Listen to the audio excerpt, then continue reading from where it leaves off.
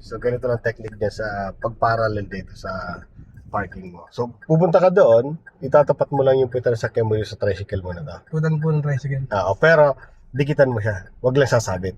No, lapitan mo lang siya. Yan, lapitan mo pa ng konti. Huwag kang aangat sa kanya masyado. At huwag ka rin didikit na, sasabit ka na sa kanya, tabi ka pa. Yes.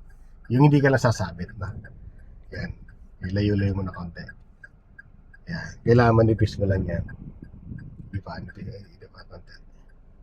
Sige pa. Hanggang, ayan na. Stop na na. So, pantay na yung puweta ng sakyan mo sa kasunod ng tricycle. Ay, babantay ko po doon sa putan din ng tricycle.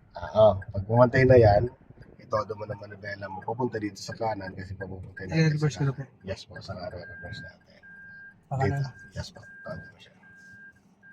Okay, pag reverse mo, pag minsan kasi may sipa tayo dito sa mirror na kala natin pantay, tapos biglang dumikit, sumisikip, nasikip siya. Pag sumikip, gigitna mo lang yan. Pero, sige, atras ka.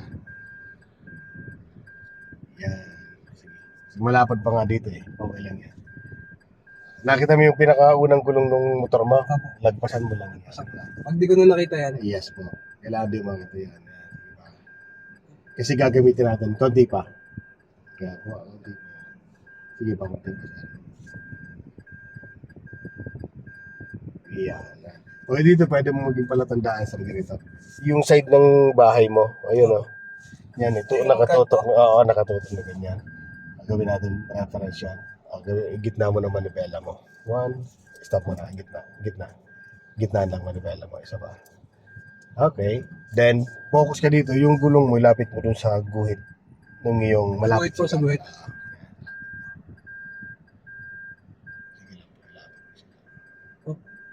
Sige, ito di ka naman sasabit na dito. Hindi na po. Di ka sasabit kasi kita mo na kanina nung pag-atras natin. Basta po na nampasang Nakapasok na, wala nang problema, di ka nasasabit. Huwag mo na galawin to. Hintayin mo lang muna lumapit yung gulong mo. Pwede mo baba itong side mirror na to para makakita mo kung nandun na yung gulong mo sa guhit. Yan na. Lapit-lapit. Sa guhit po, yung kung guhit na mabukas mo yun. Sige pa. Okay, stop. No? Then, saka mo ito manibela mo dyan. Reverse pa rin, ano? Yan. Kita naman. Pag nabitin ka lang kaunti ng sige, diretso ka lang muna. Lapitan mo lang to. Sige ba? Okay, pati pa. Okay, stop. Yung todo manibela mo sa kanan, iangat natin to. Kaya sobrang sikip naman talaga ng area mo, kaya kailangan natin iangat yan. Mag-drive ko po. Opo, dadrive naman. Aangat mo lang to. Papunta dito sa sakyan na to. Yung sa tricycle. harap na po to. Itong gulong na to, aangat yung pag pumunta ka doon. Sige, angat na natin yan. Basta nakatodo manibela mo. Okay, pati pa. Okay, stop. Then saka todo muli manibela mo. Saka ka-reverse. Yan, papantayin mo lang to. Pag hindi pa rin pumapantay siya, saka mo ano lang. Pero okay na to, itong space mo to. Sige, pantay mo siya. Malayo pa naman po. Malayo pa yan. Ayan, okay na yan. Pantay na yan. Tapos, diretso ko na lang po. Diretso ka lang muna. Pantay na kaya. Okay, pantay na yan. Okay, stop ka. Yan. Ibabain natin. Baba tayo.